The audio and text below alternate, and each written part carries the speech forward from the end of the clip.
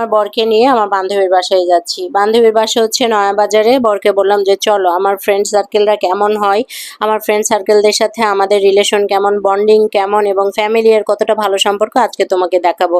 এত বছরে আসলে ওই সুযোগটা হয়ে ওঠে নাই, মানে নিজেরা ব্যস্ত ছিলাম, নিজে যেহেতু জব করতাম সুযোগ বেশি হয় নাই।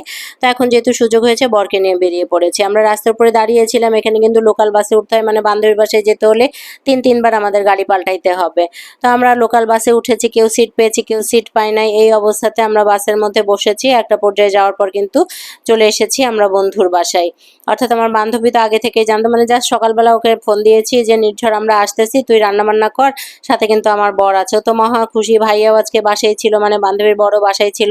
তো বান্ধবীর এই বাড়িটা নিয়ে একটা ভিডিও করা আছে আমার, সেটা আপনাদের আরেকটি কোনো ব্লগে আমি দেখাবো। তো বান্ধবীর বাসায় হাজির হওয়ার পরে আমার বান্ধবী হচ্ছে স্কুল মিস্ট্রেস। তো ও এখানে স্টুডেন্টদের পড়ায়, এত বড় জায়গাতে ও কিন্তু বাচ্চাদেরকে পড়ায়, ও হাই স্কুলের টিচার। তো বান্ধবীর বাসায় আসার পরে বান্ধবী কিন্তু রান্না বান্না সব কিছু কমপ্লিট করে ফেলেছে। এখন আমাদেরকে হালকা চা নাস্তা দিচ্ছে। তো আমরা বলেছি যে না, চা নাস্তা এখন খাবো না, যে খাবো বিকেলবেলা, তুই আগে খাবারের ব্যবস্থা কর। যেহেতু আস্তে আস্তে বান্ধবীর বাসায় আস্তে আস্তে আমাদের প্রায় 12টা বেজে গেছে। এই জায়গাটায় আসলে হয় কি, আমার বাচ্চারা খোলামেলা তো একটু খেলে টেলে আরাম পায়, আর হচ্ছে ছাদের উপরে যেতে ওদের কাছে খুবই ভালো লাগে। তো আমার বাচ্চা আসার পরেই আন্টিকে বলছে, আন্টি আমাকে তো একটু ওয়েলকাম ড্রিঙ্কস দিতে পারো। তো আন্টি একটু ওয়েলকাম ড্রিঙ্কস দিছে। আনান এখানে ড্রয়িং রুমে বসে আছে। আনান হচ্ছে এখানে আসার পরে চিন্তা করে কি নিয়ে সে ফটোশ্যুট করবে। আর দুপুরবেলা হয়ে গেছে, আমার বর খাবারের জন্য রেডি, অনেক পদ রান্না করেছে। সবচেয়ে মজার ব্যাপার হলো আমার বান্ধবী আজও মনে রেখেছে যে আমি কি খেতে পছন্দ করি, কি কি আমার ভালো লাগে এবং আমার বর কি কি খায়, কি কি তার পছন্দ। তো আমরা যা যা পছন্দ করি সব কিছুই সে রান্না করেছে। বিশেষ করে আমার পছন্দ যে ডিম, আমি না ভাবতেই পারি নাই যে ও এইটাও মনে রেখেছে যে আমি ডিম পাগল মানুষ, আমাকে ডিম দিলে আমি খুব খুশি হই। আগে স্টুডেন্ট লাইফে যেখানে যেতাম বান্ধবীদের বাসায় বলতাম ডিম খাওয়াবি তাহলে যাব, মানে ডিম হলে আমার আর কিছু লাগে না। তো সব ধরনের আয়োজনই এখানে করেছে, ছোট মাছ বড় মাছ থেকে শুরু করে মাংস, ও যা যা আয়োজন করেছে একা হাতে যে ও এতগুলো মানুষের আয়োজন করেছে, মোটামুটি 10 জন মানুষের আয়োজন করেছে, এটাই আমার কাছে অনেক হয়েছে। ও যদি শুধু সাদা ভাত রান্তো তাও কিন্তু আমি খুশি থাকতাম।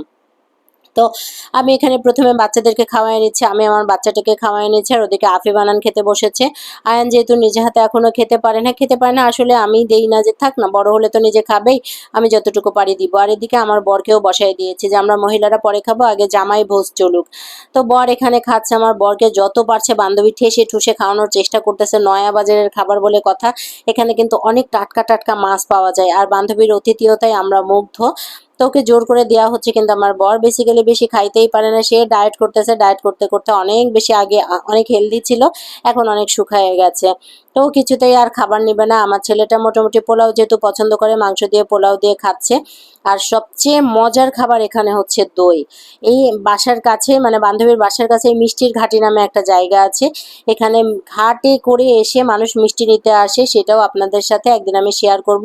সেটা দেখতে হলে এখানে আমাকে রাত্রেই স্টে করতে হবে। তো এবার সুযোগ পেলে অবশ্যই বান্ধবীর বাসায় আমি রাত্রেবেলা একদিন করে আসবো। তো দেখেন কত পদের রান্না করেছে, আমার সব পছন্দের খাবারগুলো এখানে।